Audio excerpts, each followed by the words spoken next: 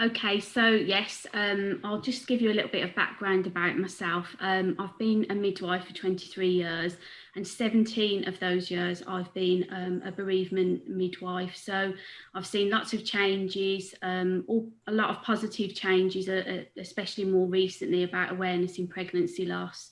And it's something that I am really passionate about. When you see the devastation, of families, the whole family as well, friends, family, other siblings, and on staff when a baby dies. It really makes you want to do your very best for the family and to let them know that, you know, you really do care about them. So, yes, lots of changes within our own trust to try and make sure that we're giving the best bereavement care possible. I work in quite a large trust. It's part of the University Hospitals Birmingham, and we have 4 sites. On 2 of those sites, we do have our own bereavement suites that we care for families right from the point that they've been told that their baby's died. We also deliver in these rooms, so they're cared from the start through to postnatal care and discharge. We look after families from 12 weeks in our unit to deliver on, and we include stillbirths, neonatal deaths where it's end of life care from neonatal unit, terminations of pregnancy. So we work very closely with our fetal medicine department and offer antenatal support when we know a baby's got a life-limiting condition. And we also are involved in sudden infant deaths when they happen early on after discharge. So we're involved in all of that. And as well as that, we oversee care in our gynae departments and neonatal units. And we're doing a lot of work with A&E departments now, just to make sure that all of the families, whatever stage they are in their pregnancy, get the same standards of care that they deserve. So a lot of ongoing work there. So thanks, Sue, for inviting me. As Sue's already mentioned, it is Pregnancy Loss Awareness Week, which is a very important week of the year for raising awareness in pregnancy loss around clinicians and just to everybody in general, who I don't really think as a nation we like to talk about baby loss. It's something that I think parents feel that they can't always talk about. So Baby Loss Awareness Week is very important to other bereaved families where they're united, and it gives them a very open space to be able to unite with other families. This year in particular, I know they're focusing on the experiences of the impact on COVID has with the further isolation that parents often feel when a baby has died. So we'll talk a little bit more about that as we go through the session. So I'm just going to start with giving a bit of an overview around pregnancy loss and the impact on the care we as clinicians give, and the difference that we can make, and how to ensure that we have quality bereavement care for all families, whatever their loss is and at whatever stage in their pregnancy, and also the challenges that we've faced in COVID, but the things that we've tried to do to make sure that hasn't impacted on the bereavement care that we give. So, as we've said, pregnancy loss is not a rare occurrence. I think we all like to think it is, and I think people are shocked when people talk about pregnancy loss, but thousands of parents each year will experience the devastation of their baby dying before, during, or shortly after birth, or within the first years of life. And it's reported that 1 in 4 pregnancies end in miscarriage, which is probably around 250,000 people in the UK, which is a very large amount, and then an estimated 5,000 terminations each year for medical reasons. The stillbirth rate, while it is steadily declining in the UK, is still 4 in every 1,000 births in 2018, and the neonatal deaths are also 2.8 per 1,000. So why does bereavement care matter? What can we do to make a difference? There's lots of feedback that the quality of care that we give bereaved families does have long-lasting effects. And I think, as Kirsty has said, everything that happened to her, she will remember forever. So that's why we need to make sure that we support parents through this devastating time. And whilst we know that we can't remove their pain, we know that poor care really does make things much worse for families.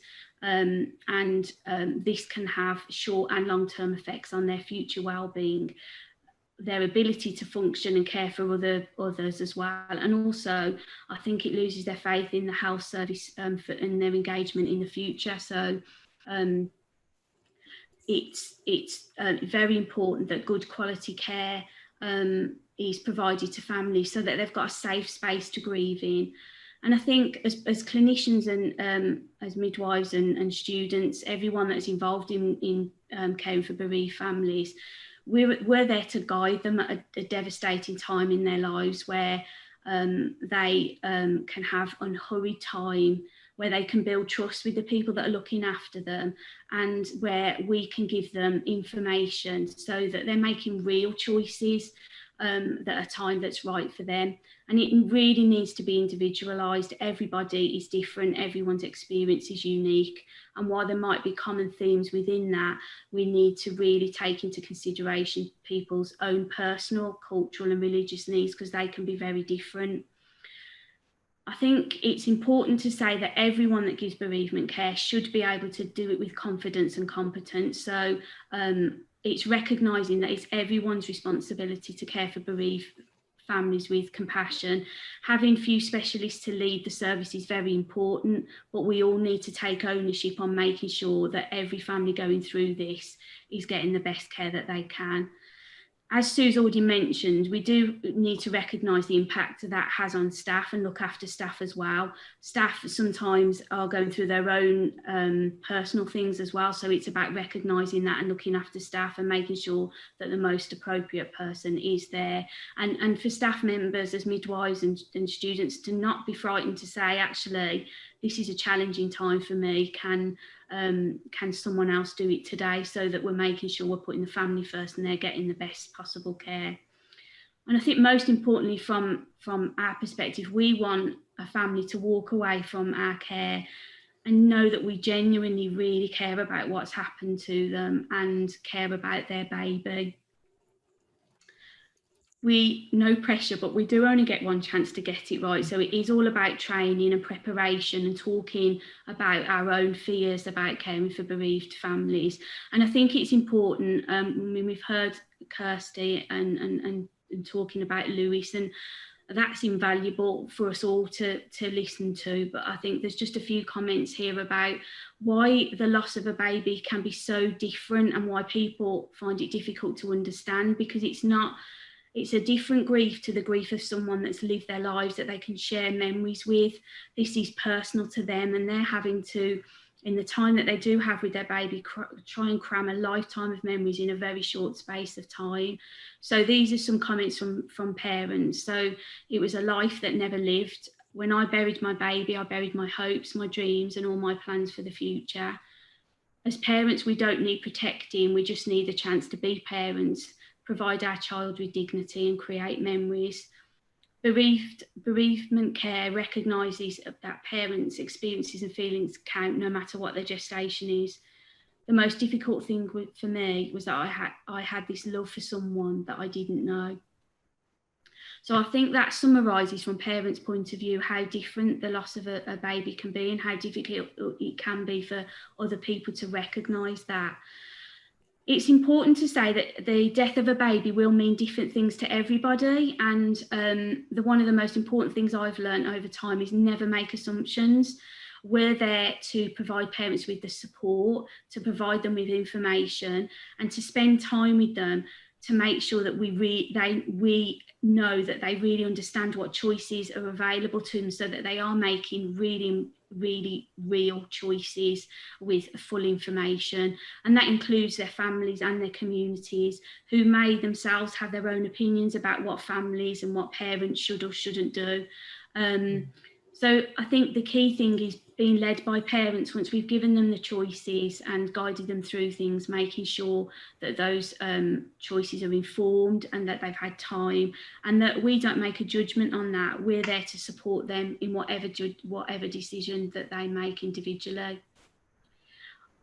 You may have seen this around, but I think this is such a poignant picture to actually say it doesn't matter what stage your baby existed, your baby mattered. And we can't compare the loss of a baby at 6 weeks to a loss of a term baby, because we don't know what's happening behind those individual experiences.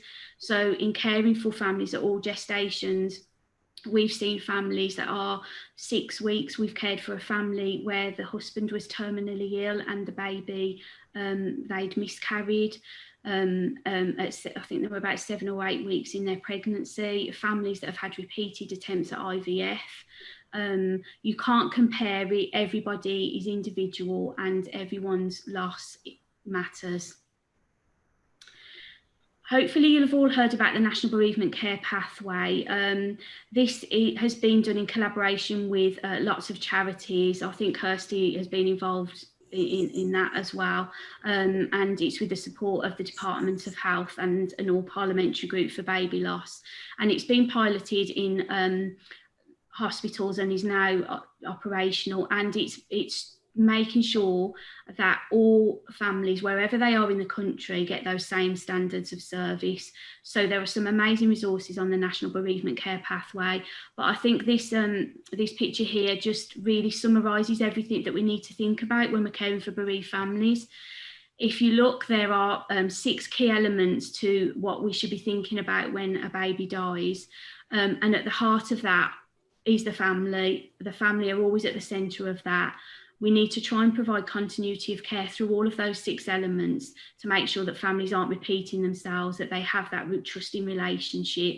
Communication is essential. And again, it's always about being parent-led.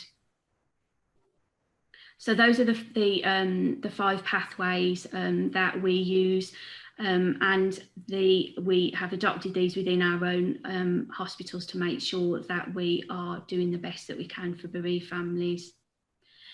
There are always challenges. The service is always evolving, and we are trying to overcome the challenges that we do have. I think for us, sometimes we have a very diverse population that we look after, from lots of different ethnicities, religions, and sometimes the challenge can often be with the conflicting opinions of what should or shouldn't happen between families, between different members of the community, and sometimes even between parents. So it's trying to manage that and trying to look after everybody that's involved.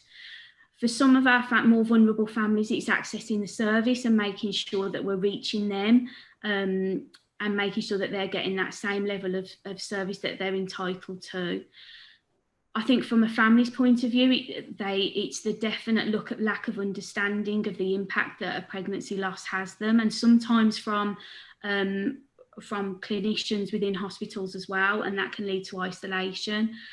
And the biggest thing is, one of the biggest things that challenges we do have is this affects everyone in the family. So you've got bereaved parents, a mum and a dad. You will have siblings that have lost a brother or a sister that they much wanted, and the parents are supporting those siblings as well. It affects families, friends, grandparents, and it's trying to make sure that you are supporting everyone that is affected so that they can support each other beyond the hospital as well. And language barriers can be a big challenge for us. So looking at what we've done within our hospital to try and overcome these challenges.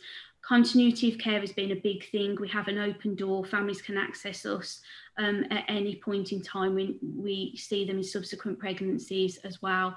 And we're often their first point of call if they've got any concerns, and sometimes about things in general, because we've built up those trusting relationships. For us, one of the big things that's really helped improve our care is having our own mortuary facilities in our bereavement unit. As Kirsty said, the hardest thing for families is walking away from a maternity unit and leaving your baby behind. But for what really does bring families comfort is knowing that they're leaving their baby in the bereavement unit that they have been cared for, with the staff that they know will still look after the baby. And it means that they can come back anytime they wish to, 24 hours a day. It means that we can facilitate quick releases for Muslim funerals or for any other funerals, and also helps us facilitate taking babies, families who want to take their babies home. I think we have families phoning up sometimes at night time just for us to go and check on their baby and make sure their baby's okay. We've had families that come back in and read bedtime stories in the quiet room with the lights and a candle on. It has really changed the way that we provide our service, and I would advocate it in all units.